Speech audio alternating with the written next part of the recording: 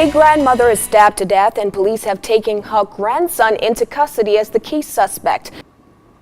The grandmother was found with multiple stab wounds, and the tragic incident has left family members in shock and residents of the Golden Gates area in disbelief. But as Andrew Knowles tells us, authorities are optimistic about the evidence gathered in this investigation.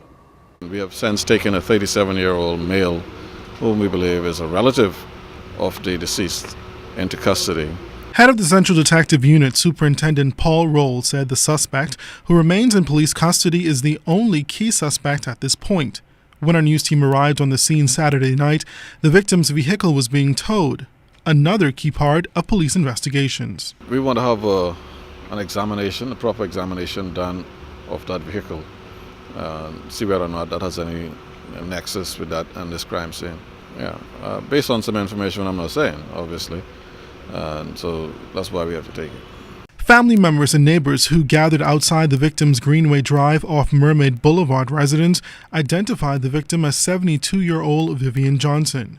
It's still not certain as to the circumstances which led to Johnson's death, except that her lifeless body was found with multiple stab wounds in her home, which police say she shared with the suspect, who is a 31-year-old grandson.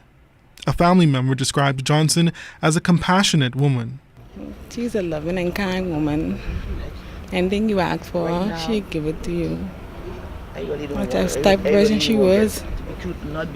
How do you feel about, how did you feel when you heard about what happened? I was very shocked. Family friend Pastor Carrington Pinder was also on the scene and prayed with the grieving relatives. I think our country is at a crossroad as it relates to crime, that some drastic measures need to be taken to create fear again back into the hearts of these criminal minds.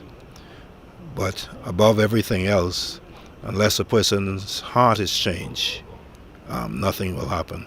Meantime, investigations continue. Andrew Knowles, ZNS Network News.